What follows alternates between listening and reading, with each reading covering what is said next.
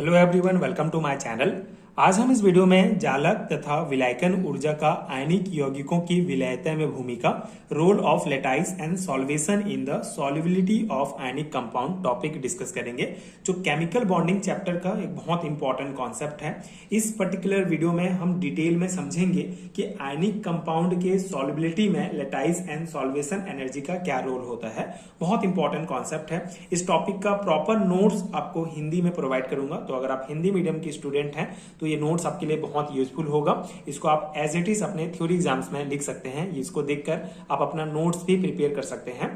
तो स्टार्ट करते हैं, बेसिक कॉन्सेप्ट समझते हैं कि किसी आयनिक कंपाउंड के सॉल्युबिलिटी में लेटाइस एंड सॉल्वेशन एनर्जी का क्या रोल होता है। स्टार्ट करते हैं बेसिक कॉन्सेप्ट से। पिछले वीडियो में हमने lattice energy and solvation energy के बारे में डिटेल में डिस्कस किया है। अगर आपने वीडियो नहीं देखा है तो आप चैनल के प्लेलिस्ट में जाके चेक कर सकते हैं। केमिकल बॉन्डिंग वाले यूनिट में आपको ये टॉपिक्स देखने को मिलेंगे। बहुत इंपॉर्टेंट कॉन्सेप्ट है, आप बेसिक कॉन्सेप्ट वहां से बना सकते हैं। यहाँ पे हम एक बार सिंपल देखते हैं कि जालक ऊर्जा क्या होता है। पहले हम डिस्कस करेंगे कि जो हमारा लेटाइस एनर्जी है, जालक ऊर्जा है, वो किस प्रकार से आयनिक कंपाउंड के सॉल्युबिलिटी को इफेक्ट करता है, उसका रोल क्या है उसमें। आयनिक यौगिक की जालक ऊर्जा मुख्यतः ऋण आयन के आकार पर निर्भर करती है।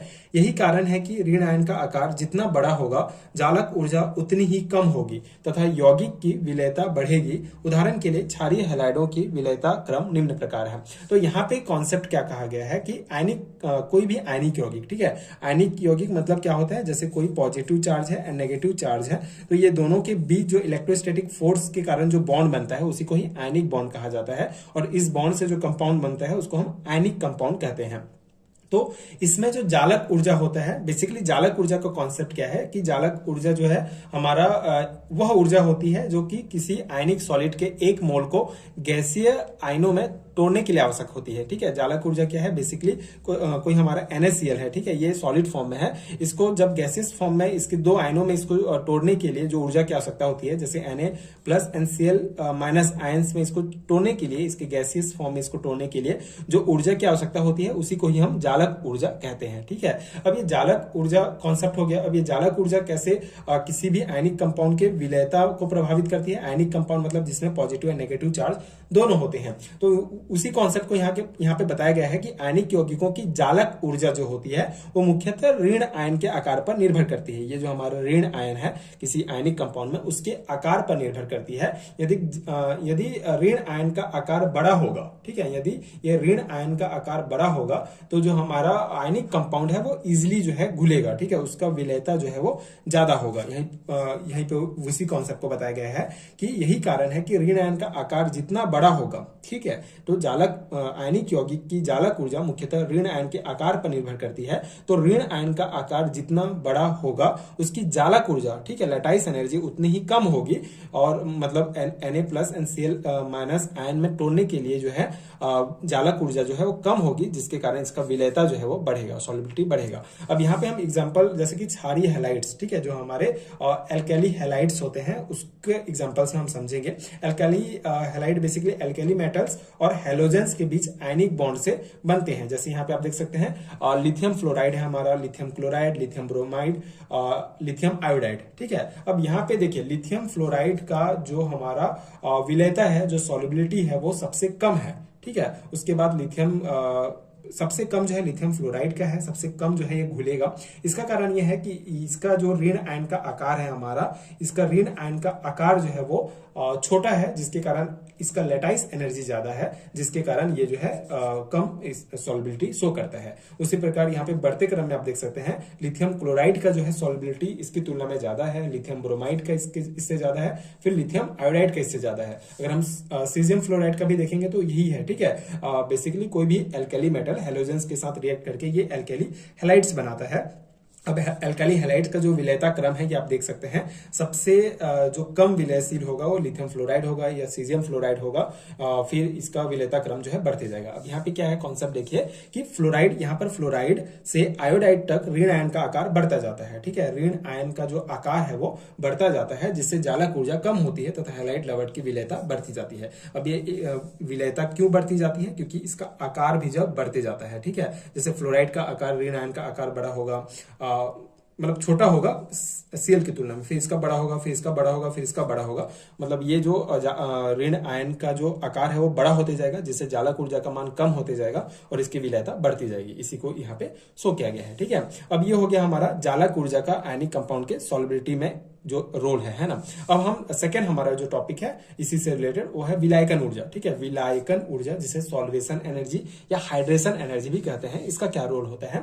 तो सबसे पहले विलायकन ऊर्जा क्या है, इस कॉन्सेप्ट को एक बार रिकॉल कर लेते हैं हम लोग। बहुत सिंपल सा कॉन्सेप्ट है, इसके लिए आपको हाइड्रेशन का कॉन्सेप्ट समझना पड़ेगा। हाइड्रेशन क्या होता है, बेसिकली जैसे कोई हमारा NaCl है, ठीक है, NaCl हमारा कोई क्रिस्टल है, इसको जब हम जल में डालते हैं, ठीक है, किसी पानी में डालेंगे इसको घोलने के लिए मान लो, ठीक है, तो ये जो है आयंस में चेंज हो जाएंगे, जैसे Na+ हो जाएगा। अब Na+ जो है ये यहाँ पे Na+ पॉजिटिव चार्ज है, और पानी डालेंगे पानी में H2O में, तो H2O में क्या होता है, H+ होता है, O- होगा, ठीक है, NH+ होगा। तो ये Na+ है तो ये O- के साथ घिर जाएगा, मतलब O- जो आयन होते हैं वो क्या करेंगे, इसको घेर लेंगे, ठीक है, वो Na+ को। उसी प्रकार Cl- आयन को जो है वो H+ घेर लेगा, ठीक है, H+ जो है वो घेर लेगा। तो इस प्रकार से जल के अणुओं द्वारा, ठीक है, जल के मॉलिक्यूल्स के द्वारा किसी आयंस को इस प्रकार से घेरने की प्रक्रिया को ही हाइड्रेशन कहते हैं। ठीक है, जल के अणुओं के द्वारा किसी आयन को, जैसे Na+ या Cl- जो आयन है उसको घेरने की जो प्रक्रिया होती है उस प्रक्रिया को हाइड्रेशन कहते हैं, और इस प्रक्रिया में कुछ ऊर्जा भी निकलती है, ठीक है, जिस ऊर्जा को सॉल्वेशन एनर्जी कहा जाता है। अब इसी सॉल्वेशन एनर्जी का ये NaCl जो हमारा कोई आयनिक कंपाउंड है उसके सॉल्युबिलिटी में क्या इफेक्ट डालता है।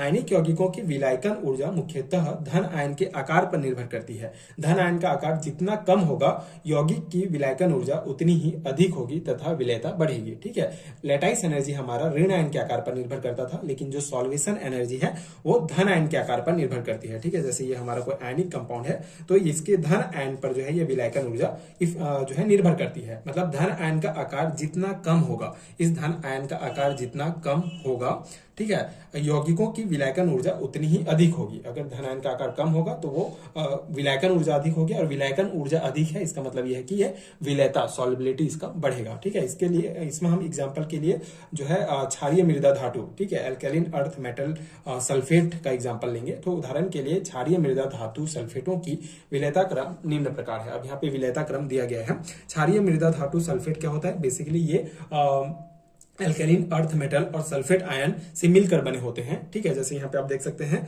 MgSO4, ठीक है, magnesium sulphate, calcium sulphate, strontium sulphate and ये बेरियम सल्फेट। ठीक है, ये हमारे 4 क्षारीय मृदा धातु सल्फेट हैं, जिसका आप देख सकते हैं विलेयता क्रम। ठीक है, विलेयता क्रम क्या है कि ये सबसे ज्यादा विलय है, MgSO4 सबसे ज्यादा विलय है, उसके बाद CaSO4 विलय है, फिर SrSO4, फिर BaSO4। मतलब यहाँ पे विलेयता क्रम जो घटते जा रहा है। सबसे ज्यादा जो विलय है वो है MgSO4 है हमारा।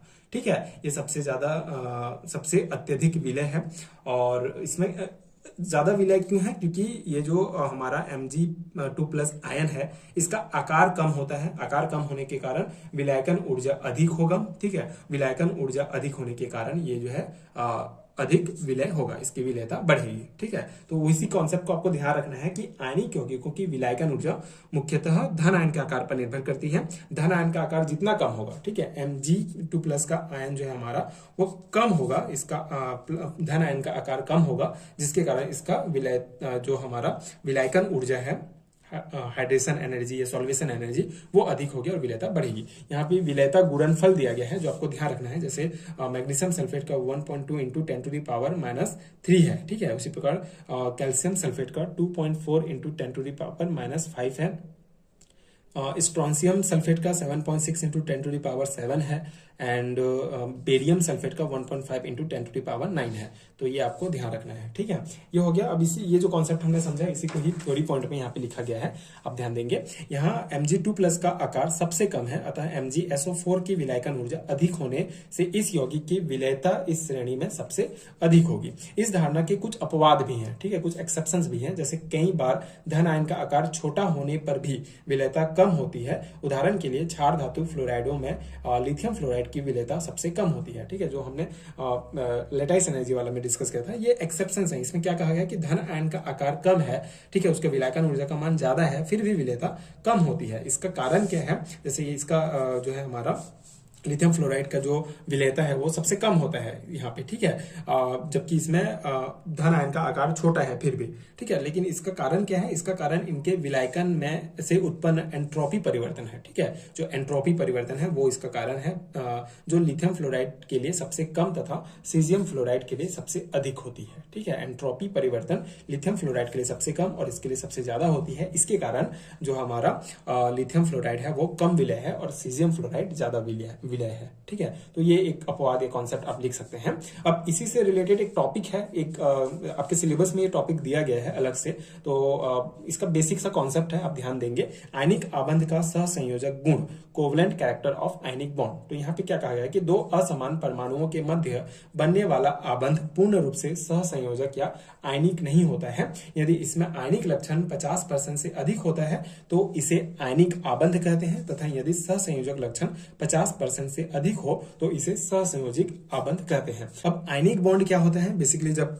पॉजिटिव और नेगेटिव चार्जेस के बीच में इलेक्ट्रोस्टैटिक अट्रैक्शन होता है तो जो बॉन्ड बनता है उसको आयनिक बॉन्ड कहते हैं। उसी प्रकार हमारा सहसंयोजक बॉन्ड या कोवलेंट बॉन्ड क्या होता है? जब दो असमान परमाणुओं के बीच बेसिकली जब क्या होता है हमारा इलेक्ट्रॉन साझा होते हैं, ठीक है।